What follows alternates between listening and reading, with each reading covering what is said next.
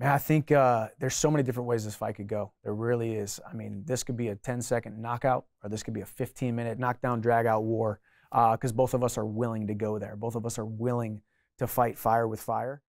Mr. Michael Chandler, welcome back to BT Sport. How are you, buddy? I'm doing great, man. New York City. Couldn't be in a better place. Listen, we've got lots to talk about, lots to go through, lots of reflection, and that's where I'm going to start, right? Because it feels like you've been here forever in the UFC. But we've got to remind people that what is it? It's a 12, 13-month period. 13 months. Where we sat down in Abu Dhabi, you were the backup for the title fight.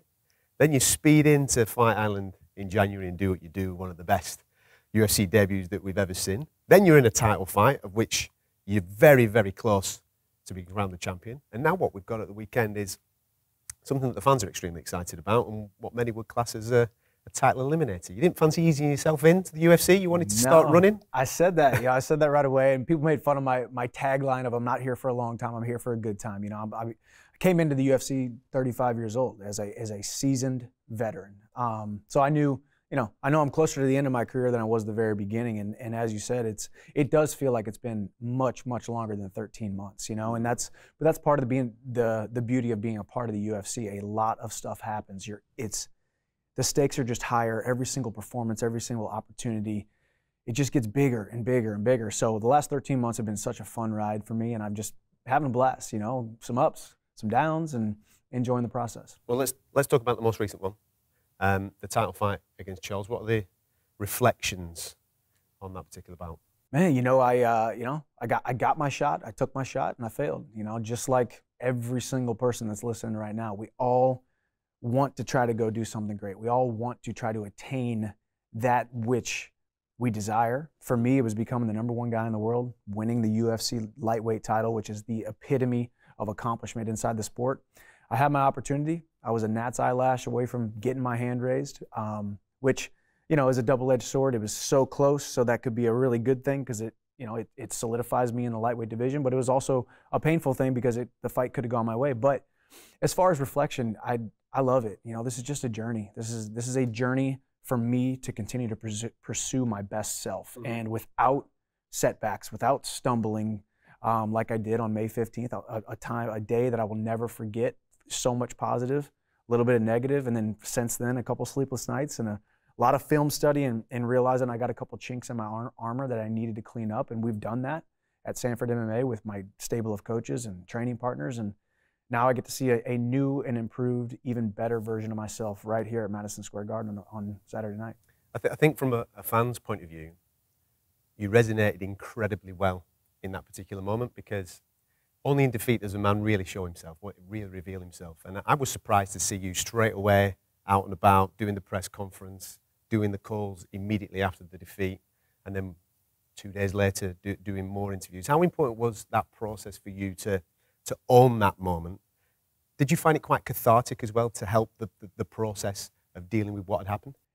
Yeah, I did. And truthfully, I would love to sit here and say, I did this for the fans. I did this for my closest of people who have been around me to say, hey, I want to do this for you guys so I can inspire you and show you that you're going to take losses. You're going to get kicked down to the ground, knocked to the ground, and pull yourself back up. And only in those moments when you're able to pull yourself back can you really make an impact on this world. But truthfully, most of that was also selfish. I made some big mistakes years ago. I lost 3 fights in a row. I went 688 days without winning a fight because I was losing the battle between my ears. When I lost that first fight, 2012, 2013, whenever it was, that first fight, close split decision to Eddie Alvarez, immediately I made a couple mistakes. I wanted to hide from the media. I wanted to hide from the loss. I wanted to hide from the shame and the embarrassment. And then I immediately somehow forgot how good I was, the skills that I did have. And then I kind of found myself in this comfortable jail cell of self-pity, blaming other people and losing motivation. And I just know every loss that I've had since that process, I wanted to get right back on the horse. So yeah, lost that fight May 15th. On May 17th, I was breaking down the fight frame by frame to explain to people what happened. And like I said, I wanted to show people you got to get right back on the horse. You got to rip that Band-Aid off. But for me also, it was a selfish exploration, a selfish journey to get back on the horse. And just the blessing and the opportunity that I've been given, the platform now here in the UFC, I want people to know and people to see it, because the more that message can get out that we're all going to fail, we're all going to stumble, and it's about how you come back. That's what dreams are made of. That's how you get to where you want to go. You're not always going to win. People don't always follow people just because they win. They follow people even more and are even more inspired by those times when they find themselves down in the valley and they got to scrape and crawl their way back up. It's a hard thing to do that, though, isn't it? Because oh yeah, especially in that particular fight, there's a 10-8 round there. Yeah. In your favor. And then obviously this is mixed martial arts, it flips like that. When you are that close, it's very hard to process things like that and get yourself back on the horse as quickly as you did. It's kind of sick. Because there must be an anger there as well, because you're thinking, oh, yeah, I'm so close. It is, but the beautiful thing is, and I've said this, and I've really resonated on this fact that, man, I've had some amazing times and amazing highs, the highest of highs. Like, that's why people love this sport. It's modern day gladiators stepping inside of a cage with very limited rules to go out there and do something extremely entertaining that so many people wouldn't even scratch the surface of ever putting themselves out there like that. So you can't enjoy the spoils and the fruits of the beauty of this sport without also taking in stride those moments. And then, daggum, Charles Oliveira showed his gall, showed his championship mentality. He was wearing 4-ounce gloves, and it landed right here on the chin. And that's why we love this sport. It doesn't matter if you're a 1,000-to-1 underdog or a 10,000-to-1 favorite. You can fall at the hands of your opponent at any given moment. And that's why people tune in. That's why they're on the edge of their seats. And that's why the sport has exploded. And I'm just extremely proud, extremely excited to be a part of it, especially coming into the UFC. And as I said, it's only been 13 months. Feels like it's been 3 years, but it's, you know, so it's just a blast, man. I'm having a blast. I'm literally living a dream, and I'm excited to continue the journey. Well, we're enjoying it along with you. Let's fast forward now. Let's do Madison Square Garden. First one for you through the UFC, but you've been here before, right? And I don't want to bring up bad memories, because when you were here last time as champion at Bellator, walk into the octagon that night, a big iconic venue like that, I'm sure you had loads of thought processes going in there, and then for that fight to end through doctor stoppage, through a freak situation, really. Yep. I've no doubt you spent a long period of time thinking, I'm fighting at the place where Muhammad Ali fought and all these types of things. For it to end the way that it ended must have been extremely disappointing for you. Yeah, it was, because it kind of marred the beautiful mystique of fighting at Madison Square Garden. But the experience still remained the same, warming up in the same locker room as these legends and walking that same walk and fighting within feet of where the icons of combat sports have traded blows, So it was still a phenomenal experience, but this one's different, obviously. The UFC coming to Madison Square Garden, the mecca of combat sports and the biggest promotion on the planet. So, yeah, I mean, last time, but that's, once again, going back to the beauty of this sport. I was the huge favorite in that fight. You step back, you roll your ankle, boom, boom, boom, and all of a sudden New York is waving, New York doctors are waving it off, but that's why we tune in. That's why we love this sport. So in some ways, I get to right or wrong, get to get my hand raised under the lights of Madison Square Garden. So I think this time it'll be even sweeter, and having that history with Madison Square Garden is, I think it favors me well because I've been here before. And this time it's just, I was sitting there and I was signing the posters earlier too, and I was just, this fight week just feels different. It feels historic. I'm looking at myself and Justin Gaethje and Rose and Wei Lee and Kamaru and Colby, and you look at from top to bottom, this card that they put together, it's historic. So I think we're going to be talking about this card for years and years to come. And I want to be one of the guys, one of the fighters on this card that anchors it and really puts an exclamation mark on my performance. Before we talk about the fight itself, I want to talk about, because I read something on your Instagram recently about jiu-jitsu and your attitude towards it because of you being an elite wrestler. And I found it really fascinating because obviously mixed martial arts, you speak to loads of different athletes and they say, yeah, I have a striking coach, I have a wrestling coach, I have a jiu-jitsu coach, all these types of things.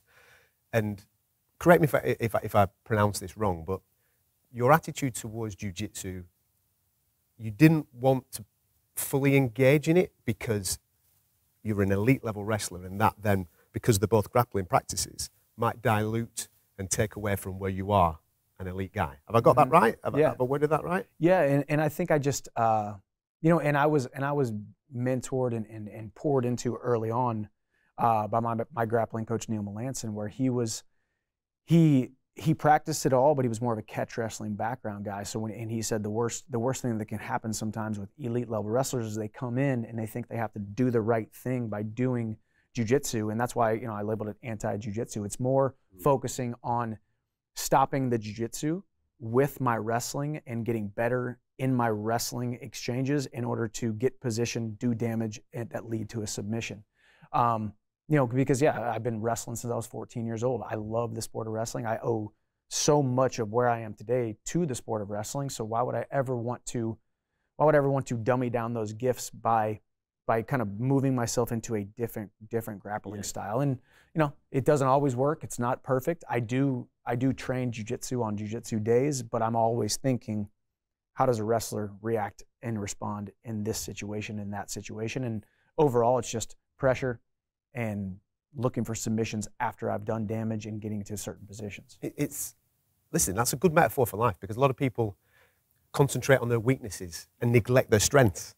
And we should concentrate a lot more on our strengths, just be brilliant at what we are, and therefore work a way out of how to negate the other guy's strengths. Yeah, other guy, an opponent in this sport, or just life, what life throws at you, and that's what it is. We all have these God-given gifts that we're born with, and then we have other gifts that we've kind of galvanized over the years that we've been in different sports or a different vocation and all of our different things that we choose to do. And for me, I know how my body works. I know how my body responds in certain scenarios. I know what my gifts are, and I know where my deficiencies are. So if I can continue, of course, to work on certain weaknesses, but always focus on my strengths. And that's where people always ask too about when I'm training for a certain opponent. Most of the time it's 80 to 90% focused on me. How do I get better? How do I become happier, healthier, and harder to kill? Because if I can get to that and make Michael happy, healthy, and hard to kill when I step inside the octagon on fight night, I'm going to put myself in a situation to be successful. So I've always focused on myself as an athlete, and then the other 10% on, okay, well, hey, let's watch out for this, let's watch out for that. And when it comes down to it, you touch gloves, the bell rings, and you got to get after it. This one regarding the skill sets that you bring to the octagon, what Justin brings to the octagon. There's loads of things on social media at the moment where we seem to be talking about Justin Gaethje being a crazy guy, a lunatic, the dog in the fight. And I'm like, has nobody watched Michael Chandler fight previously? Because you're very, very similar with the attitudes that you bring to the fight game. Now, there's many interviews that I do, and we talk about, is this going to come down to who wants it more? Is it going to come down to will? But the way I look at your fight with him, this comes down to more skill. The skills, the way that things are set up, because I don't think either of you are breakable from a mental point of view. Yeah, I do think so. And and it's kind of been laid out that way because I think we have very similar mentalities. Like we said, once that cage door closes, mentalities are very, very similar. He just talks about it more before than I do, but as you said, my performances speak for themselves. I've been in the dog fights, I've been in those championship rounds many, many, many times, and I can trust myself. One of the most important things is to be able to trust yourself. When the lights come on and it's your moment of opportunity, can you trust yourself? The world's watching. The world is watching, and I can trust myself to go out there and not give in, not waver, not break. And I could be made out to be a liar, and Justin Gaethje could come out there, steamroll me, and break me. Who knows? But this is the chance that we take. This is the opportunity that we have. But I believe, stepping in there, it's going to come down to, as you said, skill for skill, game plan for game plan, putting your opponent in a position where he's not as good as he would be otherwise. In the striking department, in the grappling department, in the wrestling department, up against the cage. Is the coolest head going to win this? I think that's a very important part. And it's going to be emotional once that door shuts, isn't it? Away you go. It is, and I've really tried to be laser focused, and I haven't always been perfect. That I've been laser focused of saying, Michael, you don't just fight. You fight smart and sharp. You fight composed and confident. Mm-hmm. So when we're thinking about our lives and what we want to do with it, don't paint it with this broad stroke brush of, oh, well, I just fight for a living. No, I fight composed and confident. I fight smart and I fight sharp. So I just want to be those four things when I'm in there, and may the best man win. And I believe I'm going to get my hand raised. If I don't, it's not going to be my night. What are the ramifications for this fight? I think Justin Gaethje has been very vocal that he gets the next title shot with a win. So with that being said, I don't know if that's been told to him by the UFC, but when I go out there and stop him and get my hand raised, I think You know, I do. Charles Oliveira hadn't lost a round since 2017 until I fought him. Dustin Poirier has been very vocal about me. My place in the division has said, you know, kind of dismissed me in a lot of ways, like I don't deserve to be up there. I was the beneficiary of some interesting circumstances with Khabib retiring and Conor and Poirier being tied up in that trilogy. A lot of people didn't think I deserved the title shot, but the UFC calls the shots. I said yes whenever the call came in. So I think I would love to fight for the title next. If I don't, I think Conor McGregor needs to come back and fight somebody to get back into relevancy in the division. If it's not Poirier, I think there's a fourth fight with Poirier out there, the way the last one ended. But we'll see. Never say never, and don't make any plans, because sometimes plans get made without you being a part of them, and that's just part of the game. Stay ready. Stay ready. What do you make of the lightweight landscape? At the weekend, we saw an impressive performance from Islam Makhachev against one of your former foes there, against Dan. What did you make of that performance, and what do you make about the landscape in general? Phenomenal performance. That was what he needed to do to be able to beat Dan Hooker. I think Dan Hooker was better than him in the striking department. He's longer. He's tough to get down up against the cage. He's a long, big body. He took him down out there in the open, and then was able to get a hold of his long arm and hit him with that Kimura. So he's surging. This is his first win inside the top 10. He's beat somebody inside the top 10 now, so he's a force to be reckoned with, and he's one of the futures of this division. So I know he's calling for the title shot because he has that long winning streak. Obviously, he's got the pull of Khabib behind him. So obviously his name's going to be in the hat for that next title shot as well. But the beautiful thing is there's no shortage of phenomenal fights in the lightweight division. Every single one of these guys in the top 5, top 8, top 10 are just phenomenal matchups and exciting, entertaining fights. So I'm excited to fight any of them. We'll see what happens next. I think I beat Justin Gaethje and I get the title shot, or I get Conor next. But we'll see. Before I let you go, obviously we're from the UK. We follow all our British and Irish fighters really, really closely, and obviously one of them is making his debut at the weekend, and he's been working in your gym. Ian Garry, he's been at Sanford. What have you been making of the way that Ian's been getting on? Ian's the man. He's definitely got such a bright future. I mean, athletically, he is gifted. Skill set wise, he is gifted. He is confident, just like that most the Irish are. They come in and they're like, hey, we're not here to take part, we're here to take over, and he embodies that. So it's been cool to be alongside him during this training camp. It's been cool to see his maturation process, because I think he made the right decision to come to Sanford MMA, to be able to train under our coaching staff, to be able to train with the world-class guys that we have. So it's only going to make him better. It's only going to, not just physically and athletically, but to be around guys like myself and some Robbie Lawler and some of these Gilbert Burns, some of these guys who live that championship lifestyle. Because when you're in your own little bubble where he was in Ireland, and you come over here and you get exposed to a bigger kind of a bigger team and the bigger mindset, it expands your mind to what you're capable of. So I think his confidence was already at an all-time high, and I think it's gotten even better training with us. And it's been awesome to be one of his teammates now. It's cool to call him teammate. So it's I'm excited to see him compete, and I think he's gonna go out there and get his hand raised, and we're gonna continue to see him climb the ranks here at 170. Looking forward to seeing it. Now listen, people's main event, that's what it's being labelled as. Your fight with Justin, 2 elite wrestlers, 2 lads with power in their hands. How's this playing out? Man, I think there's so many different ways this fight could go. There really is. I mean, this could be a 10-second knockout, or this could be a 15-minute knockdown, drag-out war, because both of us are willing to go there. Both of us are willing to fight fire with fire. Both of us make ill-advised decisions at times, which is always great from my point of view. Always entertaining.